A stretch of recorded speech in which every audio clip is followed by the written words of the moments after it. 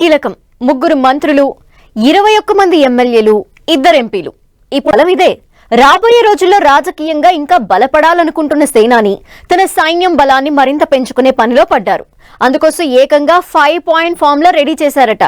గల్లీ to Delhi, local to Lok Sabha వరకు పార్టీకి ఓ స్ట్రక్చర్ ఉండేలా కమిటీల ఏర్పాటుకు రెడీ అయ్యారట. కూటమిలో ఉంటూనే పవన్ వ్యూహం ఏంటి? ఇంకా బలపడేందుకా? ఇప్పుడున్న బలాన్ని కాపాడేందుకా?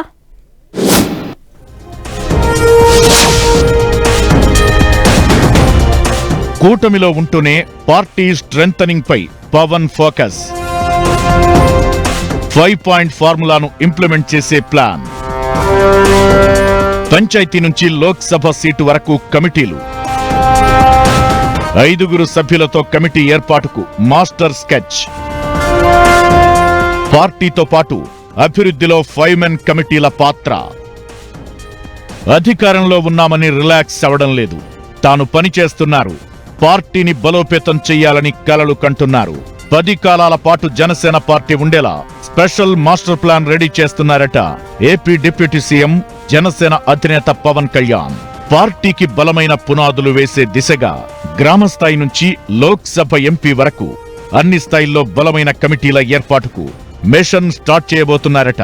కూటమిగా పవర్లోకొచ్చి 15 నెలలు అయిపోతున్న టైంలో ఫ్యూచర్ పాలిటిక్స్ పై ఫోకస్ పెట్టారు.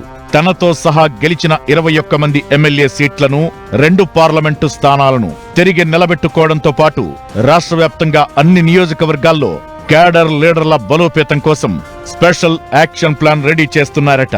గ్రామ మండల నియోజకవర్గాల వారీగా 5 సభ్యులతో కూడిన 5 మెన్ కమిటీలు వేసేందుకు సిద్ధమవుతున్నారట పవన్. ఈ కమిటీ ఇటు జనసేన పార్టీ కోసం పనిచేయడంతో పాటు అటు అభివృద్ధి కోసం తమ వంతు ప్రయత్నం చేసేలా రూపకల్పన చేస్తున్నారట.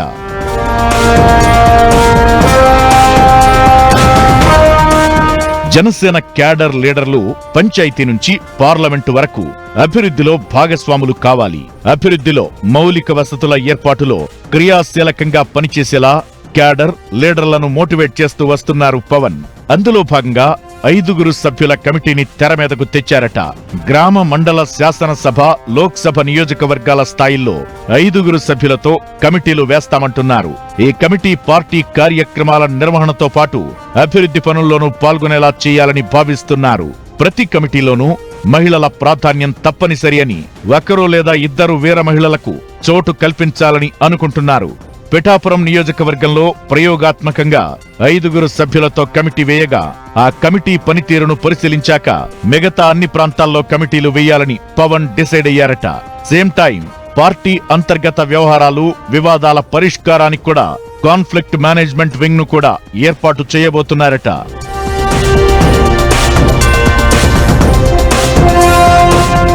పైలట్ ప్రాజెక్టుగా మొదట 5 సభ్యుల కమిటీని పిఠాపురం నుంచి ప్రారంభించారు. పిఠాపురంలో 6 నెలల పాటు పరిస్థితులను గమనించిన తరువాత రాష్ట్ర వ్యాప్తంగా ఇదే విధంగా పార్టీని బలోపేతం చేసేందుకు నేతలకు ప్రత్యేక బాధ్యతలను అప్పజెప్పినట్లు సమాచారం. పిఠాపురం మోడల్ను త్వరలో మిగతా నియోజకవర్గాల్లో కూడా అమలు చేయబోతున్నారట. ఫ్యూచర్ బేస్డ్ పొలిటికల్ ప్లాన్స్ లో భాగంగా పార్టీ స్ట్రక్చర్ పై పవన్ పెడుతున్న ఫోకస్ ఇంట్రెస్టింగ్ గా మారింది.